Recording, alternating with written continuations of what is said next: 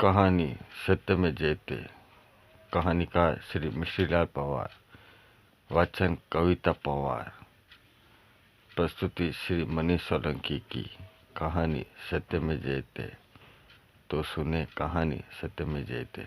जयते मेरे एक मित्र थे। नाम था रमाकांत प्रसाद। उनके 2 पुत्र थे, दोनों ही सरकारी नौकरी में थे। छोटा भाई बैंक में कैशियर था और बहुत झूठ बोलता था। बड़ा भाई बड़ा ही नेक, ईमानदार और सत्यवादी था। दोनों भाइयों में जमीन आसमान का अंतर था। छोटा भाई बेहिसाब खर्चे करता, बात बात पर झूठ बोलना उसकी आदत बन गई थी। उसी दौरान उसने बैंक से बड़ी राशि गबन कर ली और इसके चलते उसकी नौकरी भी चली गई। बड़े भाई की शादी हो गई, मगर छोटे भाई को कोई लड़की देने को तैयार नहीं था। नौकरी जाने के बाद छोटा भाई आवारा लड़कों की तरह इधर उधर घूमकर टाइम पास करने लगा। बड़े भाई से ये सब देखा नहीं गया, तो कुछ रुपए लगाकर परचून सामान की छोटी सी दुकान लगवा दी। कुछ ही दिनों के भीतर उसने सारा माल बेचकर पूरा पैसा उड़ा दिया। बड़े भाई की पत्नी समझ चुकी थी कि उसका देवर निठल्ला, आलसी और 1 नंबर का झूठा इंसान है। ये जिंदगी में कुछ नहीं कर सकता।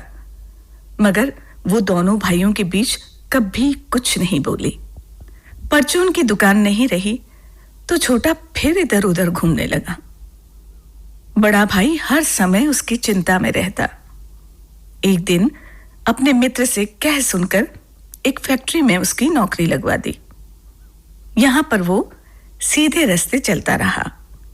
फैक्ट्री मालिक को उस पर विश्वास हो गया और एक दिन सेठ ने उसे 5 लाख रुपए देकर कहा, बैंक में जमा करके वापस आओ।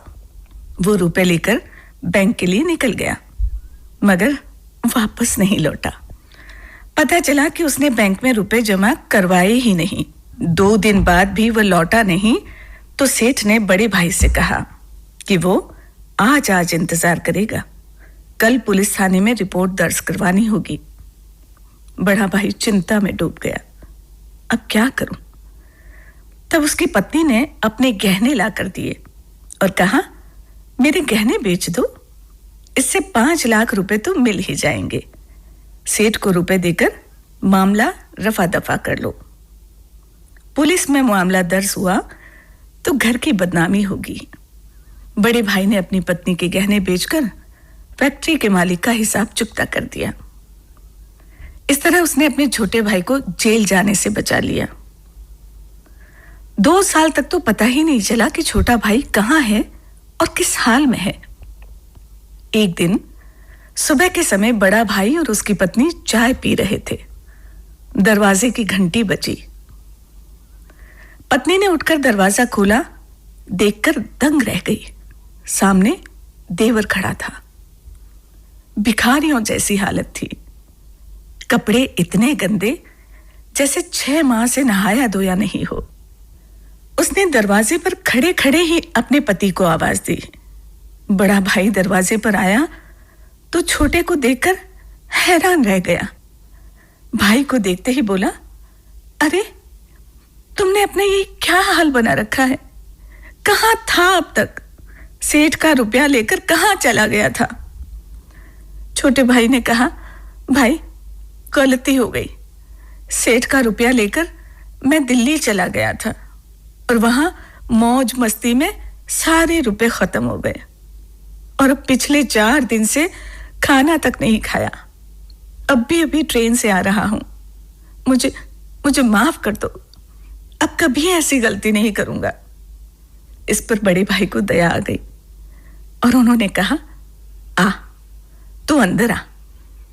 इतने में बड़े भाई की पत्नी ने गरज कर कहा, नहीं, ये मेरे घर में पांव भी नहीं रख सकता। ये दया दिखाने के लायक ही नहीं है। ये 1 नंबर का झूठा और मक्कार इंसान है। धोखा देना, झूठ बोलना तो इसकी रग रग में भरा है और इसके लिए मेरे घर में कोई जगह नहीं है। फिर उसने अपने देवर की तरफ देखकर कहा, चल तू निकल यहां से, और दोबारा यहां दिखाई दिया तो पुलिस के हवाले कर दूंगी। ये कहकर उसने दरवाजा बंद कर दिया। छोटा भाई भी वहां से चला गया।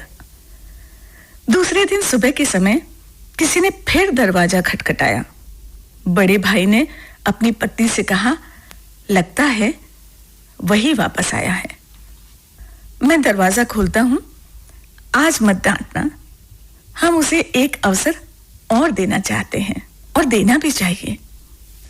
इस पर बड़े भाई की पत्नी बोली, कल उसे डांटना जरूरी था। उसे एहसास होना चाहिए था कि वो जो कर रहा है गलत है। नहीं डांटेंगे तो उसकी गलत आदतें कैसे सुधरेगी? वो आपका छोटा भाई है तो मेरा भी तो इकलौता देवर है। जाइए, दरवाजा खोलिए।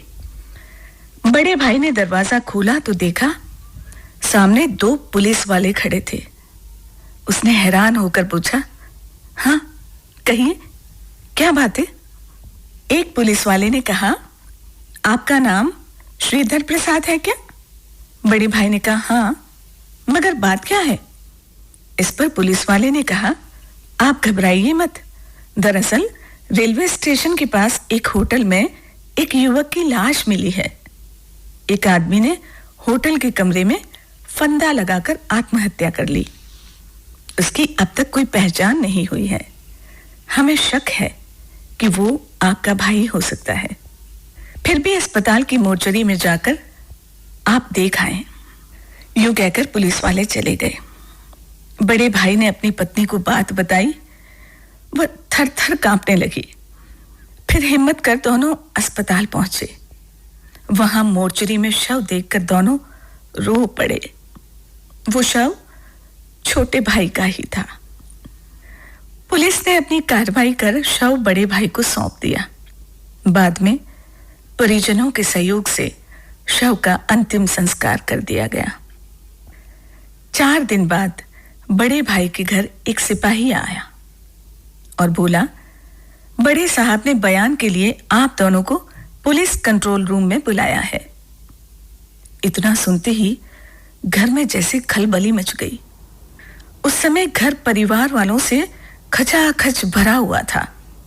सबने समझाया कि उसके घर आने और भाभी के डांटने वाली बात पर अगर पुलिस के सामने इसका जिक्र आया तो गड़बड़ हो जाएगी, वरना भाभी पर आत्महत्या के लिए प्रेरित करने का केस बन जाएगा और भाभी को जेल हो जाएगी।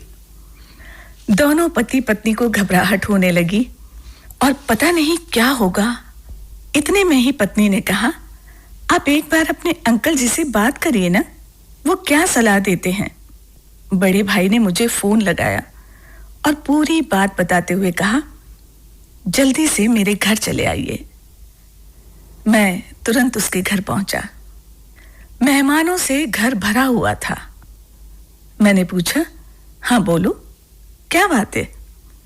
वो बोला, पुलिस अफसर ने पूछताछ के लिए हम दोनों को बुलाया है। घर में तो सभी का यही कहना है कि झूठ बोल देना, बता देना कि हमने तो 2 साल से उसको देखा ही नहीं। मैंने कहा, घरवाले तो आपके अपने हैं, जाहिर है वो आपके भले की बात करेंगे। और रही मेरी सलाह की तो मैं तो कहूंगा सत्य का मार्ग ही अपनाना चाहिए। कोई भी बात छुपाए बिना एक एक बात सच्चाई के साथ पुलिस को बता देना, क्योंकि सच्चाई में बहुत ताकत है। दोनों ने तय कर लिया कि मेरी बात पर अमल करेंगे। इसी प्रकार सच के मार्ग पर चलने का तय कर दोनों पुलिस कंट्रोल रूम में पहुंच गए। कुछ देर बाद सिपाही ने बड़े भाई के पास आकर कहा, आपको साहब ने बुलाया है, आप जाइए, मैडम को यहीं बैठना है। अंदर आधे घंटे तक पूछताछ चली। बड़ा भाई बाहर आया तो पत्नी से बोला, अब तुम जाओ, साहब ने तुम्हें बुलाया है। करीब 10 मिनट बाद बड़े भाई की पत्नी बाहर आई तो पुलिस अफसर उन्हें छोड़ने बाहर तक आए। दोनों विदा होने लगे तो उस पुलिस अधिकारी ने कहा, मैं तकलीफ के लिए माफी चाहता हूं, पर क्या करें, कानूनी कार्रवाई पूरी करनी ही पड़ती है।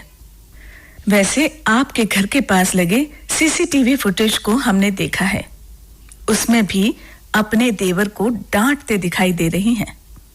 फिर उस अधिकारी ने बड़े भाई की पत्नी की तरफ देखकर कहा, आप कभी भी अपने मन में ये विचार मत लाना कि डांटने के कारण उसकी मौत हुई है।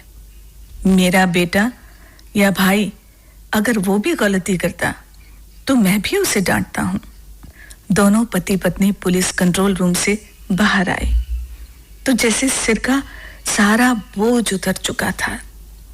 आज उन्हें सच्चाई की ताकत का अंदाजा हो चला था।